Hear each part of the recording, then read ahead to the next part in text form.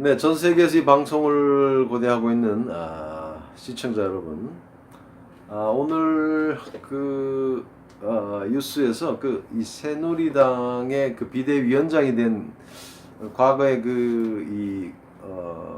국무총리 한번 지명됐다가 낙마했던 지명이 안 된 김병준 씨가 어제 시장을 들렸는데, 새벽 시장을 들렸는데 최저임금 때문에 어렵다 이런 어떤 비슷한 얘기를 잠깐 제가 봤어요. 요즘 최저임금법 때문에 경제가 안 돌아간다 이런 얘기 많이 나오면서 자영업자들이 힘들다 이런 얘기를 많이 합니다. 저는 경제학자가 아닙니다. 따라서 제가 경제를 진단할 능력이 없습니다. 그러면 지금 이 경제를 운영하는 주체인 청와대에 있는 사람이나 또 경제부 총리 이런 사람들은 다 그쪽 분야의 전문가고 전공자고 배울 만큼 배운 사람들인데, 그 사람들이 펼치는 정책에 대해서 반은 3분의 2는 아니면 3분의 1은 그게 아니다 이렇게 말을 합니다. 도대체 어느 게 맞습니까? 한자를 통해서 경제라는 것이, 경영을 한다는 것이 뭘 의미하는지 한번 보시고 여러분 나름대로 판단해 보시기 바랍니다.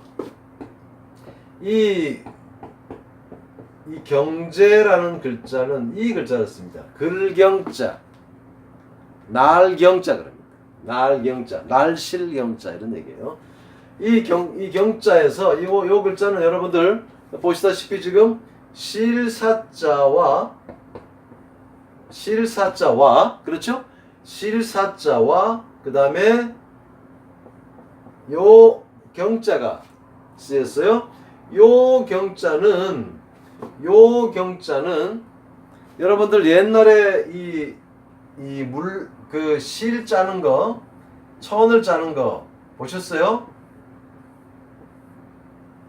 옛날에 이렇게 날실이 있죠? 날실을 이렇게 달아매 놓고 이 시실을 갖다가 이렇게 움직이면 이게 이제 뭐가 돼요? 이게 이제 천도 되고 가만히도 되고 이게 짜는 거요. 그렇죠? 이게 배틀경자입니다. 배틀경자예요. 자, 배틀을 짜는 거예요. 여기 배틀에 이제 날실이 쭉쭉쭉쭉 추가 달려 있는 거예요. 요 장면을 옮겨 놓은 글자가 이 글자예요. 여기에 이 CC를 지나가게 해서 뭘 짜요? 천을 짜고 가만히를 짜는 거예요. 그래서 이것이 날경 그래요. 이게 어떻게 경제에 사용되냐 하는 거죠. 어떻게 이게 경제할 때 날경자가 경제라는 경영이라는 단어에 사용되었나 하는 뜻인데, 자 보세요. 이렇게 배틀에서 이 날실과 CC를 교차시켜서 천을 짜는 것처럼 경제라는 것도 무수한 변수들이 있죠. 그 무수한 변수들을 해야만 그게 이제 경제인 거예요. 그러면 여기에서 이 배틀에서 천을 짤 때 이거를 이 간격이 넓거나 이 간격이 넓거나, 예? 이 날실이 제대로 날실이 아니거나 하면 이 천이 튼튼하거나 보기 좋은 천이 되겠습니까? 그렇지 않죠.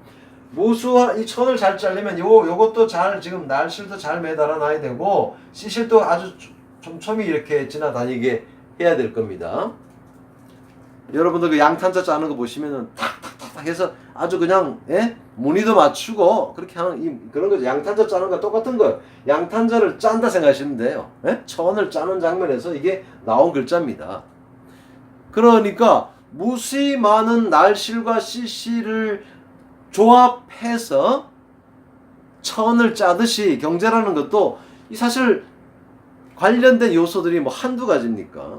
그러니까 제가 볼 때 이 경제학자들이라든가 경영학이나 경제학을 연구하고 이런 학자들은 거시경제는 굉장히 밝다고 봐요. 그 사람들이 보는 거시경제는 거의 맞아요. 거시경제라는 건 뭡니까?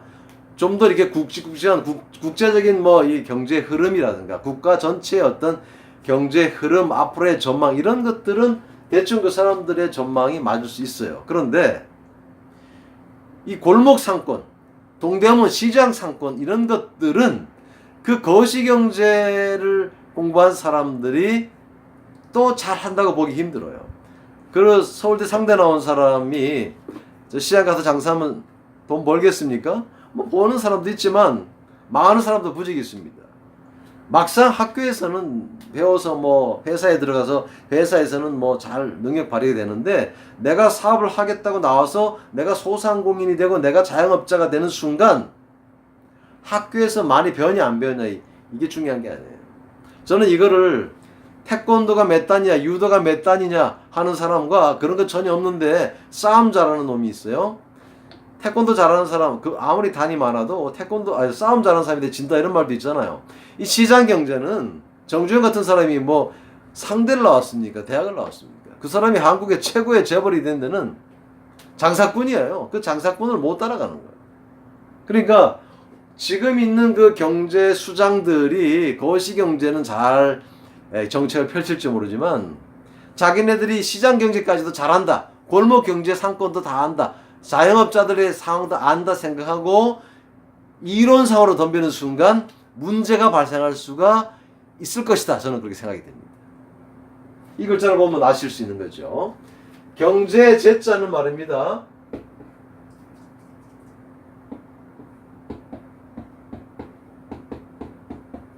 요 제자 요게 농작물이 가지런하게 피어 있는 장면을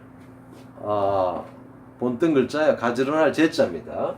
농작물이 가지런하게 이제 올라와 있어요. 요 가지런하게 농작물이 자라고 있는 모습을 본뜬 글자가 요 글자입니다. 여기에 물수가 들어가면 이게 경제할 때 사용되는 단어의 제자입니다. 이게 도울제, 건널제, 구원할제 뭐 이런 뜻이 있어요. 네? 건널제가 먼저입니다. 자, 보세요. 이 물수가 들어갔죠? 홍수가 났습니다. 홍수가 나면 농작물이 쑥대밭이 될 수 있잖아요. 홍수가 끝났는데도 여전히 농작물이 가지런하게 자라고 있네. 살아남은 농작물이 있네. 그러면은 이 농작물은 어려움을 건너뛴 거죠. 건널 제자입니다. 환란을 건너뛴 거죠. 건널 제자예요.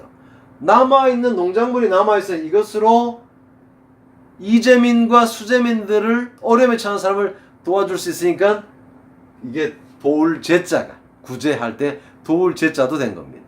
그러니까 경제라는 거는 합쳐가지고 경제라는 건 뭡니까? 이런 여러 가지 변수들을 잘 조합해서 이 시민과 서민과 백성들이 좀 먹고 살 수 있도록 만들어주는 거 이게 경제예요. 이 경제는 거시경제도 굉장히 중요하고 골목경제, 시장경제 굉장히 중요합니다. 그러니까 경제정책을 펼치는 이 경제수장들, 학자들, 장관들이 거시경제를 잘한다 해가지고 시장경제 무시하면 안 됩니다. 동대문 시장 경제 골목 상권 무시하면 안 돼요.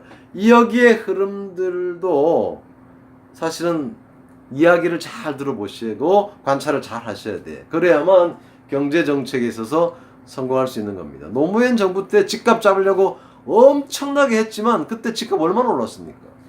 강남에는 적어도 5배에서 많게는 수십 배도 올랐죠. 그때 김대중 정부 끝나면서 IMF 끝자락에 집값 올라버렸을 때 어마어마했었지 않습니까? 그때 한국의 중산층이 무너진 거예요. 상류층과 하류층이 더 이상 건널 수 없는 요단강이 흘러버리게 되는 거예요.